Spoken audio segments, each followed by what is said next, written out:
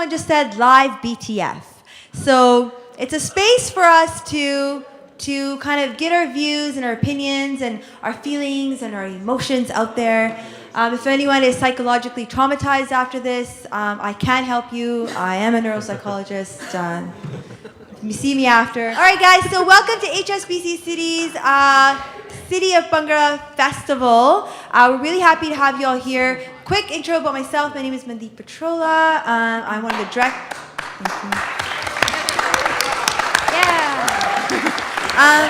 I'm one of the directors, board of directors for VIBC. My dance background, I'm also the captain of the UBC Girls Bhangra team. We were fortunate enough to be in the scene for a very long time. We competed for 10 years. Myself and Kiran, our wonderful choreographer, and also a board of director of VIBC.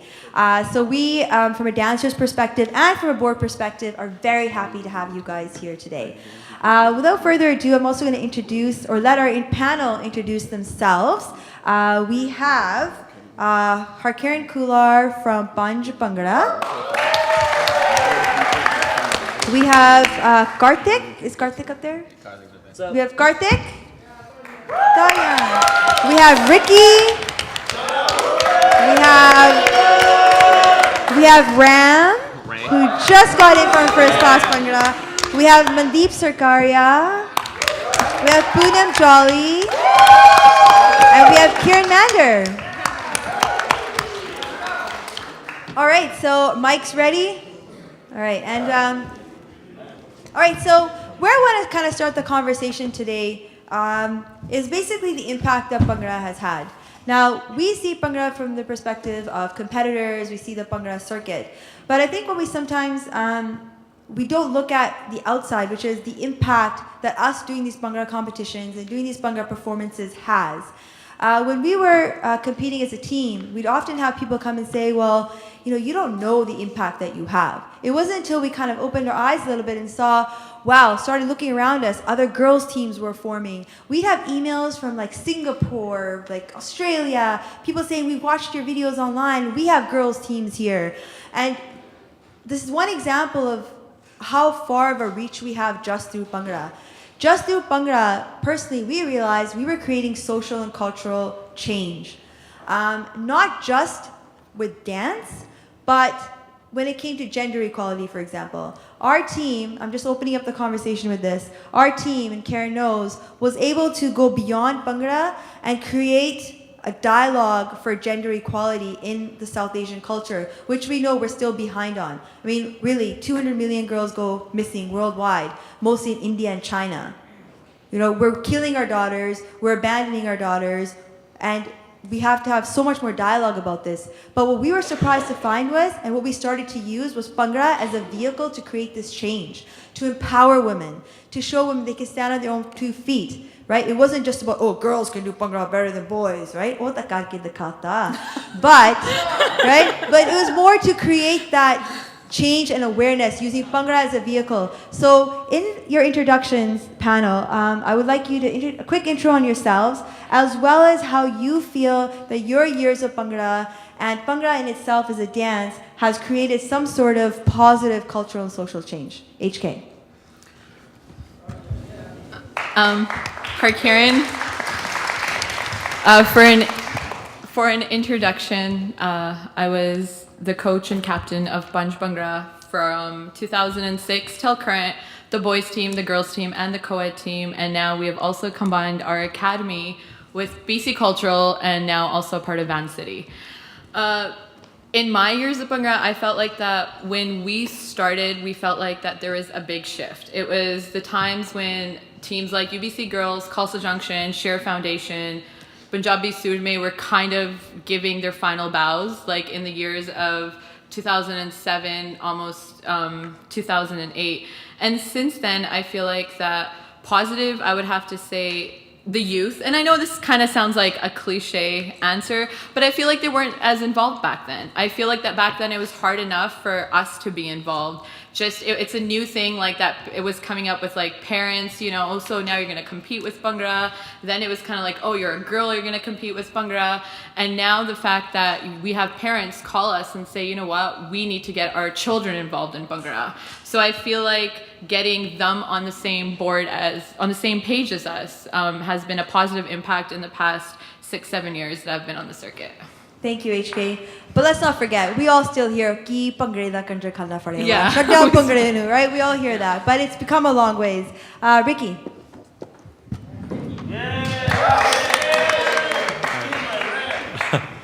My name is Ricky. I've been dancing for about 5 years now on 2 different teams. One's BK and one is a live team called Virse de Waris. One cultural change that I've seen is, again, the youth that's becoming a part of Bhangra. But I see like kids joining the scene, but for other reasons.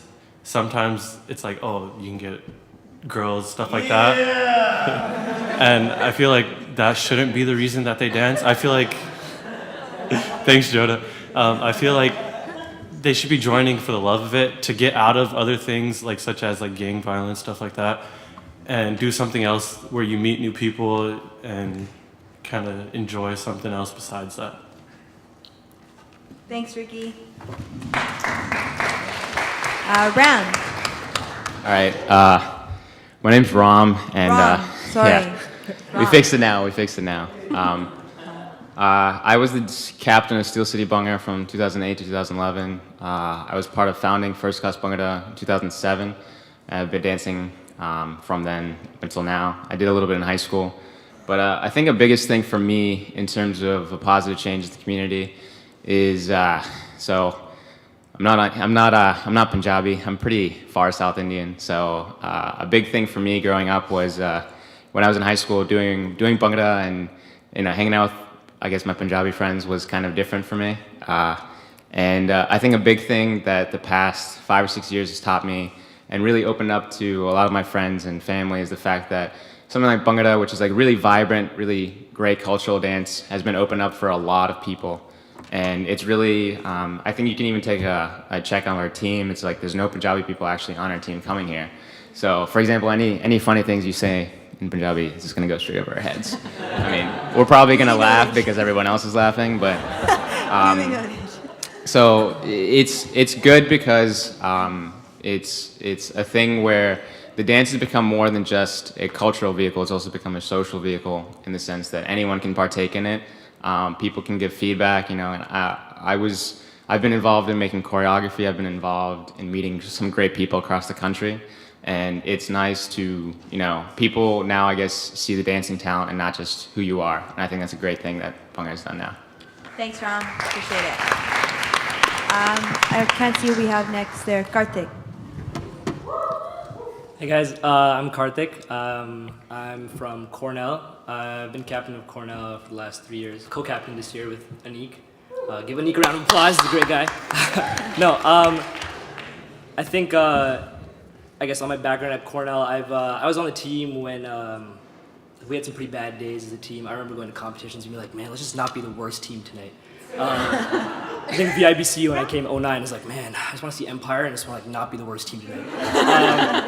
And I've been on the team when the days have been a little better. But I think in terms of the impact on what Bhangra can really do, I think it's that at Cornell, like we host PAO. I think First Class was there. Some of you guys may have come out there. The audience is predominantly not South Asian. People that have never been exposed to anything, even Asian perhaps, in their life. There are a lot of kind of issues that you go through as a college student when you're from a minority. And when people are exposed, I think, to minority performing arts in kind of a positive way, that can go kind of a long way to your daily interaction with someone that's not South Asian, someone that's not Indian. I think that can have a big impact. And the second thing, I think, is it really reduces stress. It's like, it's tough being at college, having to take exams and all that stuff. But when you come, you practice with your teammates, you have that kind of support structure. I think a lot of people go to college unprepared and just not ready. And when you have a support structure to fall back on, that helps a lot. So I think I've been lucky to have that. And excited to be here. Thank you. Mandeep. Sashtri, my name is Mandeep Sarkaria. I'm from Shan, Punjab. I've been dancing for 10 years now. I started back in India. I danced for like 3 years in India, then moved to Canada.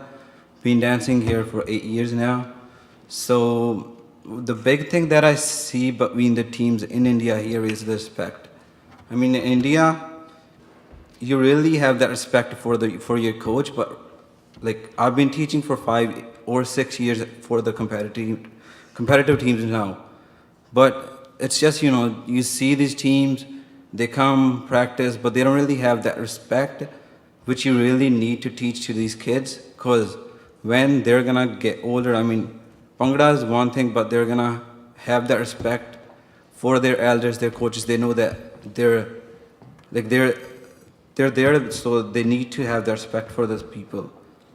So I think main thing is respect that's missing in this culture, and it really needs to be there. A lot of people see Bhangra as just a fun activity, but I mean, we do have fun too, but at the same time, we need to keep that respect at the level too. Thanks, Mandeep. Next we have Poonam.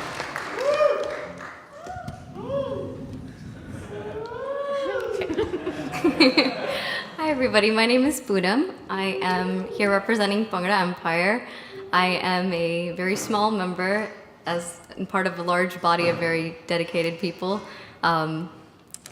I think we're all very fortunate to be part of a generation that's kind of at the crux of getting Bhangra the kind of world recognition that it's getting right now.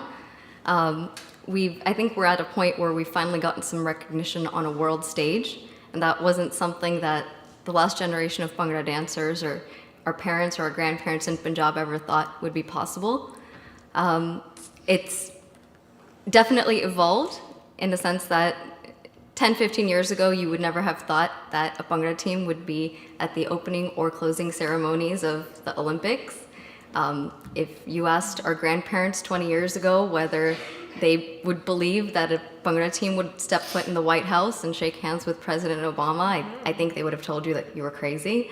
And to think that we would have gotten the kind of recognition on a stage where you have people like Howie Mandel telling people that they're not talented at all, and then somehow he became a fan of Bhangra and just gave it that instant recognition as a recognized dance form.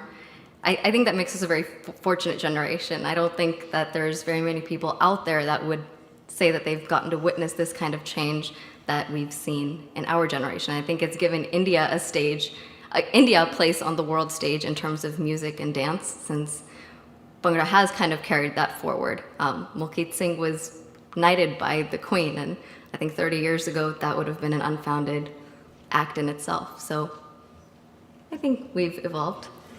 Thanks, Poonam. And